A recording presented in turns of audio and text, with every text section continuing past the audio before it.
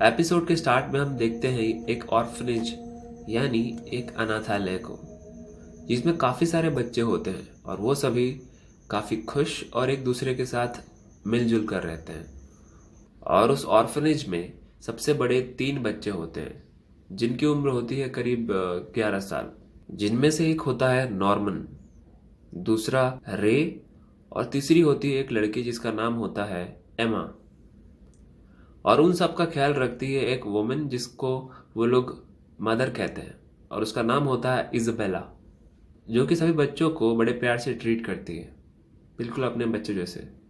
पर एक चीज़ अजीब होता है कि हर बच्चे के नेक यानी गर्दन पर एक नंबर लिखा होता है। ये किस लिए लिखा है ये हमें बाद में पता चलेगा।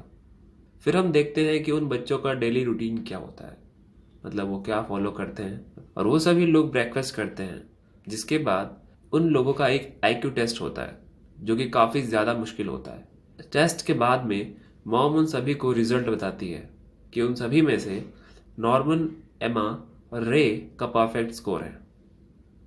जहां में पता चलता है कि नॉर्मन एक जीनियस है और ब्रेन के मामले में वो उन सबसे अच्छा है।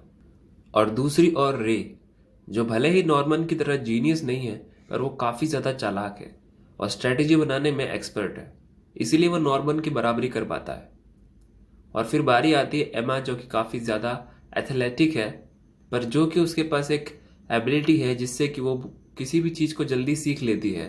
वो उन दोनों के साथ बनी रहती है। जिसके बाद वो लोग बाहर जाते हैं जहाँ पर वो सब मिलकर टैग टीम एक गेम खेलते हैं, काइंड ऑफ छुपन छुपाई टाइप। पर नॉर्मन उन सभी को पकड़ लेता है cause he smart, and last में वो एमा को पकड़ने के लिए जाता है पर एक जगह गिर जाता है। और ये देखकर एमा उसके पास उसे बचाने के लिए चली आती है और वो कहता है कि मैंने तुम्हें पकड़ लिया। वो एमा को बताता है कि तुम्हारी सबसे बड़ी कमजोरी है कि तुम बहुत ज़्यादा इमोशनल हो। जिसके बाद रे एमा को क्वेश्चन पूछता है कि नॉर्मन के पास ऐसा क्या है जो उसके पास नहीं है। वो कहती है कि वो बहुत ज़्यादा स्मार्ट है। रे कहता है कि नहीं, इसका आंसर है गेम प्लान। और जो गेम हम लोग खेल रहे हैं इसमें सबसे ज़्यादा अगर कुछ ज़रूरी है तो वो है गेम प्लान और स्ट्रैटेजी। नॉर्मन कहता है कि सही कहा, पर अगर स्ट्रैटेजी की बात करें तो मॉम को चेस जैसे गेम में भी कोई हरा नहीं सकता, मतलब आज तक उनमें से कोई भी उन्हें हरा नहीं पाया। जिसके बाद एक और मैच होता है, पर इस बार नॉर्मन छुपता है और वो लोग उसे ढूंढते हैं। एमा नॉर्मन को ढूंढ लेती है और वो एक जगह पर खड़ा होकर दूसरी ओर देख रहा होता है। वहां पर एक ग्रिल की दीवार होती है। एमा कहती है कि मॉम ने हमें इस फेंस के पास से दूर रहने के लिए कहा है, चाहे कुछ भी हो जाए, है ना। उनकी मॉम उन्हें हमेशा कहा करती थी कि घने जंगल के अंदर के फेंस डेंजरस होते हैं, उनसे हमेशा दूर रहना। तभी वहां पर रे आ जाता है। वो कहता है कि मॉम जरूर हमसे झूठ बोल रही है। नॉर्मन उससे पूछता है कि क्यों, तुम्हें ऐसा क्यों लगता है। वो कहता है कि देखो जरा इस फेंस की हाइट को, ये तुम्हें किस एंगल से डेंजरस लग रहा है। एमा कहती है कि मामा ने कहा है तो सच ही होगा। रे कहता है कि तुम सच में मॉम से बहुत प्यार करती हो, है ना।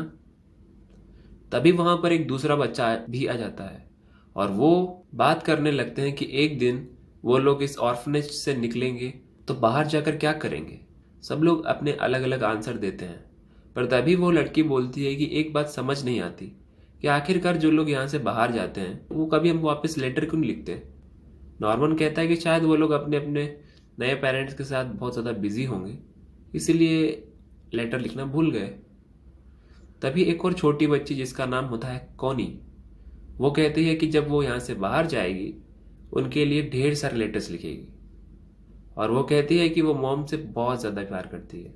और उसी दिन उस बच्ची जिसका नाम कोनी होता है उसे उस ऑर्फनेज को छोड़कर जाना होता है और वो सभी को बाय बोलती है और वहाँ से चली जाती है। जिसके बाद उसकी मामा उसको उस ऑर्फनेज के गेट की तरफ लेकर जा रही होती है। यहाँ पर हाउस में जब एमा सफाई कर रही होती है तो उसे कोनी की डॉल दिखाई देती है और वो कहती है कि अब हम क्या करें। रे वहां पर आ जाता है और वो कहता है कि अभी भी हमारे पास टाइम है, अभी भी गेट्स पर लाइट जल रही है, इसका मतलब देर नहीं हुई है। इसीलिए एमा और नॉर्मन उस डॉल को लेकर गेट के पास पहुंचते हैं। एमा कहती है कि मामा ने हमें गेट के नज़दीक जाने से मना किया है। नॉर्मन कहता है कि कोई नहीं, अगर उन्हें पनिशमेंट मिलेगी तो दोनों को मिलेगी, और वहाँ कोनी को ढूंढने लगते हैं।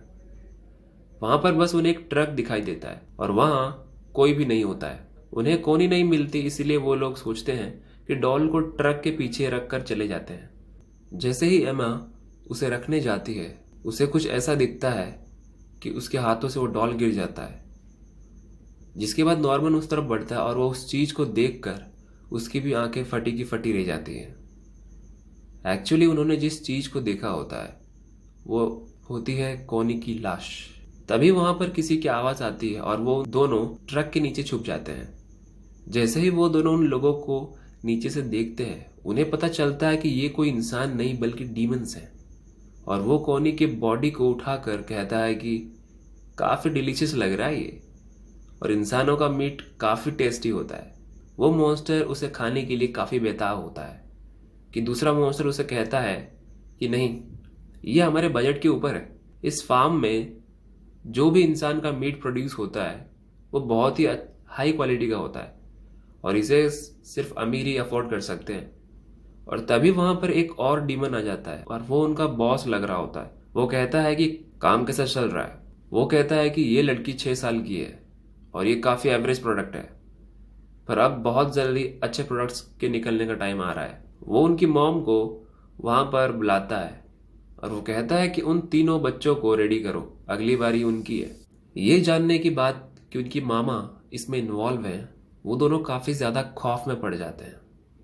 और वो मॉन्स्टर बोलता है कि उसे किसी की स्मेल आ रही है और वो गाड़ी के नीचे देखता है, और इससे पहले कि वो नीचे देख पाता वो लोग वहाँ से भाग चुके होते हैं। बस वहाँ नीचे डॉल पड़ी होती है। एमा और नॉर्मन लौट आते हैं। रे उन्हें पूछता है कि क्या हुआ। वो कहते हैं कि वो टाइम से नहीं पहुंच पाए। वो दोनों काफ़ी ज़्यादा डर गए होते हैं। एमा कहती है मामा जिससे वो लोग इतना प्यार करते हैं उन्होंने ऐसा किया और हम लोग बस उन मॉन्स्टर का खाना है। नॉर्मन कहता है कि हमें इस जगह से निकलना होगा, हम तीनों को, क्योंकि अगली बारी हमारी है। एमा कहता है कि ये जानने के बाद कि इन सभी के साथ क्या होने वाला है, मैं इन सभी को छोड़कर नहीं जा सकती, ये सब मेरी फैमिली है। नॉर्मन कहता है कि ठीक है, हम उन्हें भी लेकर जाएंगे। एमा कहती है कि आखिरकार कैसे, हम कैसे इन छोटे बच्चों को मॉन्स्टर से बचाएंगे। नॉर्मन कहता है कि स्ट्रैटेजी, हमें स्ट्रैटेजी बनानी पड़ेगी। हम तभी देखते हैं कि उनकी मामा को वो डॉल मिल गई है, तो क्या उनकी मामा उन दोनों को पकड़ लेगी। देखते हैं नेक्स्ट एपिसोड में। तब तक के लिए सायोनारा। एंड जाने से पहले एक और चीज मैं बता दूं कि उनके गले पे एक नंबर टैग लिखा हुआ है। The reason why there is a number tag on their neck, क्योंकि एज आई सेड कि वो लोग एक प्रोडक्ट है, तो that's why they have a number tag, ताकि जिस तरीके से होता है ना, एक बैच कोड मिलता है प्लस एक समझ रहे हो, एक टैग मिलता है हर एक प्रोडक्ट को कि कैसा परफॉर्मेंस कर रहा है, तो that's why there is a tag on their neck. So I hope you understood that.